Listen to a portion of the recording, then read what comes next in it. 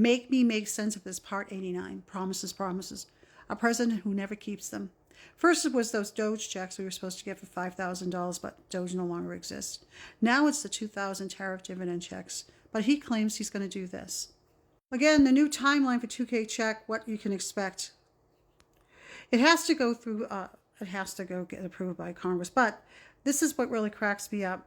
He's been going back and forth about how these checks are going to go. He couldn't get the $5,000 checks, so now we're going to go for something else.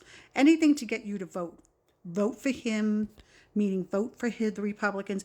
Vote to keep him in office so they don't, exit him out.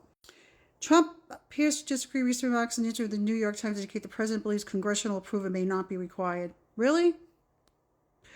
Really? To distribute $2,000 dividends. We have the funding coming in from other sources. That doesn't mean it still has to go through the Treasury Department. Does he know how it works? As the outlet underscored, Trump did not elaborate further on a plan. He didn't elaborate because there is no plan. He's desperate. He's afraid of impeachment. He's afraid of the GOP losing in the midterms because that would be the end. Yeah, isn't that DJT? Why don't you just let them invoke the 25th so you can go bye-bye? Now, today, this is what's going to affect our economy, which is called volatility.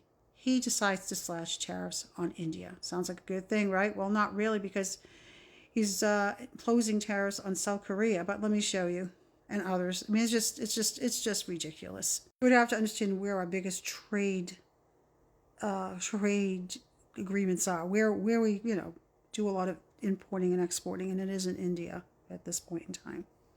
But let me show you. U.S. cuts tariffs on India was at 8 to 18%. India agrees to end Russia oil purchases. Prior trade levels, even before the highest tariffs, U.S. and India did relatively little business with each other compared to the other trade partners, a point which we do a lot of business with Canada and Mexico, but we won't talk about that.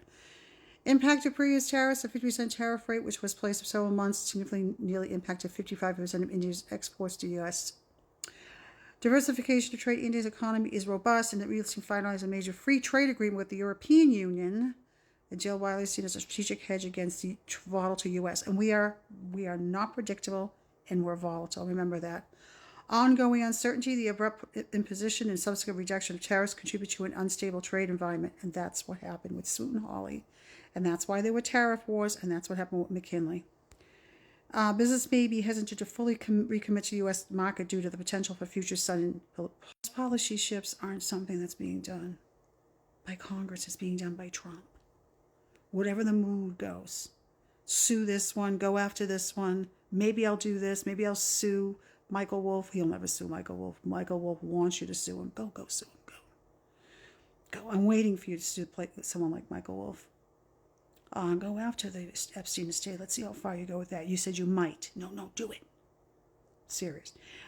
Or who you know, you're going to sue him and you didn't like what happened with the Grammys. It's just too much volatility. So then they're pulling back, which is really devastating for us because we have this coming up. As I said, starting February, which is now the ticking time bomb, 9.2 trillion debt wall, we have IOUs coming to call. We wrap our debt in the open market and we sell it to investors, to countries. Our biggest creditors are Japan and China. We have to have people buy our debt. We have to have people in countries that are willing to invest in us, not out of fear.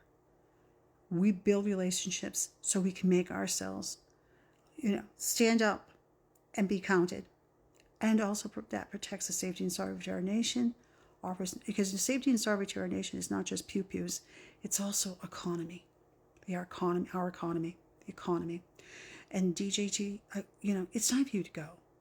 I just don't get it. I don't know what they're hanging on to. Epstein is just all over the place. There's been redacted information, things that were taken down, then they put him back up again.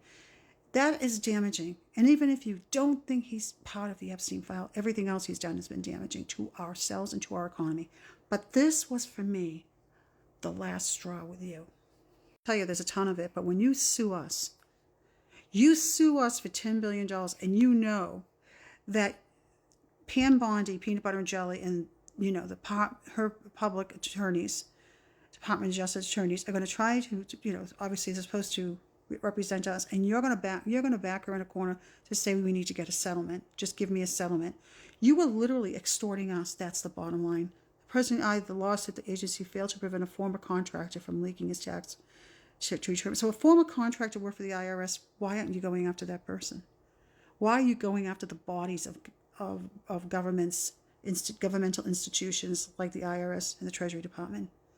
There's no safe stash money. I've had people say stupid things like the IRS, the Treasury Department are privatized institutions. They're not. Trump would like to break them down and have like Jared Kushner, his son-in-law, buy it. Then he could, they can run like a Ponzi scheme, money laundering. But unfortunately, they belong to the United States government, and taxpayers are going to pay him $10 billion over whatever the settlement is. And for that, I'm done with you.